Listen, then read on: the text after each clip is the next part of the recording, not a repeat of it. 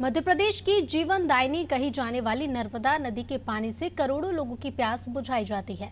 नर्मदा नदी पर बांध बनाकर हजारों मेगावाट बिजली बनाई जाती है। लाखों हेक्टेयर भूमि की सिंचाई भी नर्मदा के पानी से ही होती है और इसी सिंचाई के चलते प्रदेश की खेती समृद्ध हुई है और साथ ही लगातार प्रदेश को कृषि कर्मण पुरस्कार भी मिले हैं। नर्मदा देश की 5वीं सबसे लंबी नदी है जो 1312 किलोमीटर बहती है। नर्मदा के प्रति लोगों में गहरी आस्था भी है। नर्मदा जयंती के इस अवसर पर देखिए हमारी जीवनदायिनी नर्मदा पर खास रिपोर्ट। पुण्य सलीला मां नर्मदा के पावन जल से ही लाखों कंठों की प्यास बुझाई जाती है। मां नर्मदा के जल से ही हजारों हेक्टेयर खेतों की भूमि की सिंचाई की जाती है। इसलिए तो मां नर्मदा को प्रदेश की जीवनदायिनी कहा जाता है। विश्व की एकमात्र नदी जो कि उल्टी बहती है, यानी कि पूर्व से पश्चिम की ओर।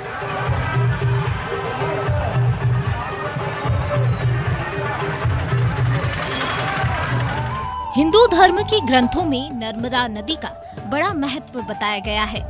नर्मदा विश्व की एकमात्र ऐसी नदी है जिसकी लोग परिक्रमा करते हैं।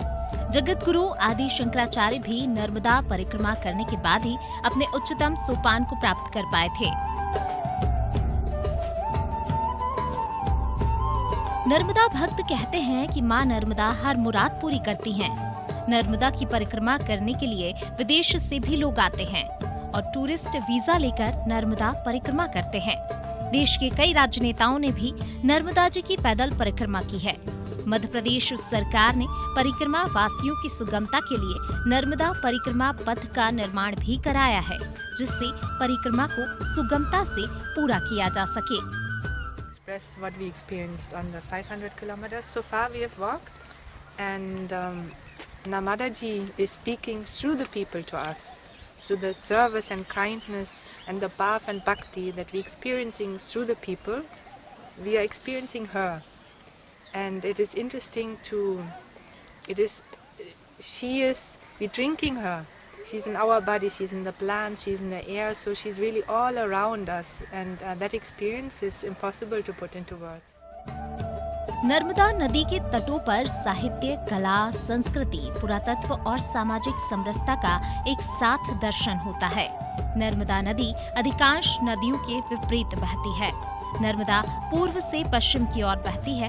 इसी वजह से जनमानस में बुंदेलखंडी लोकगीत भी प्रचलित है। वहीं दूसरी ओर जीवनदायिनी नदी में रेत माफिया सरेआम अवैध उत्खनन में लगे हुए हैं।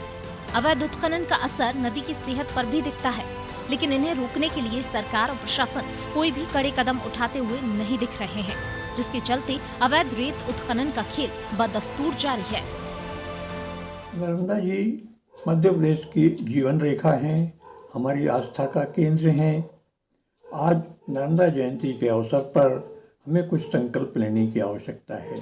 जिन लोगों ने नर्मदा को आज से 50 साल पहले, 60 साल पहले देखा है, वो जानते हैं कि नर्मदा में पानी की मात्रा भी बहुत थी, नदी में गंदगी भी बहुत कम थी या नहीं के बराबर थी। नर्मदा नदी की सारी सहायक नदियों में पानी था और वो नर्मदा नदी को पानी दे रहे थे। आज स्थिति बदल गई है। हमें इस स्थिति को सुधारने के लिए प्रयास करना चाहिए और ये प्रयास तभी संभव है जब हम सब लोग एक साथ मिलकर के उसके लिए कोशिश करें। हमारा प्रशासन कोशिश करे, सरकार कोशिश करे, सरकार योजना लाए, हमारे जनप्रतिनिधि इसमें हमको सहायता दें। नर्मदा नदी का जल इतना साफ स्वच्छ है जिसे सीधा पिया जा सकता है, लेकिन नर्मदा के किनारों से लगे खेतों में किसान फसलों में रासायनिक खाद और कीटनाशक का इस्तेमाल करते हैं।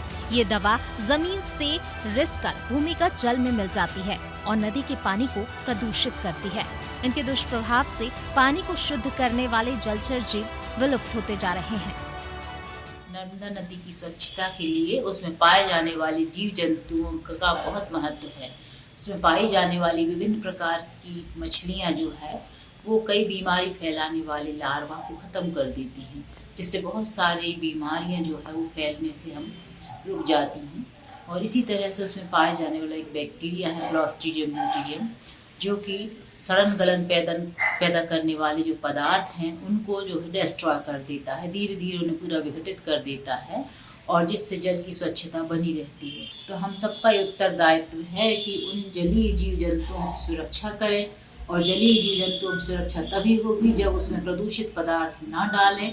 बहुत सारी धार्मिक मान्यताओं के चलते, लोगों की अज्ञानता के चलते इस पर रोक नहीं लग पा रही है, और इसलिए समाज के लिए बहुत आवश्यक है कि नर्मदा की स्वच्छता को बनाए रखें। नर्मदा जयंती हर साल माघ मास के शुक्ल पक्ष की सप्तमी को मनाई जाती है। इस दिन सभी भक्त नर्मदा जी की पूजा करते हैं। कहा जाता है कि मां नर्मदा सभी के जीवन में शांति और समृद्धि लाती हैं। अनादि टीवी के लिए नर्मदापुरम से आलोक हरदिनिया की रिपोर्ट।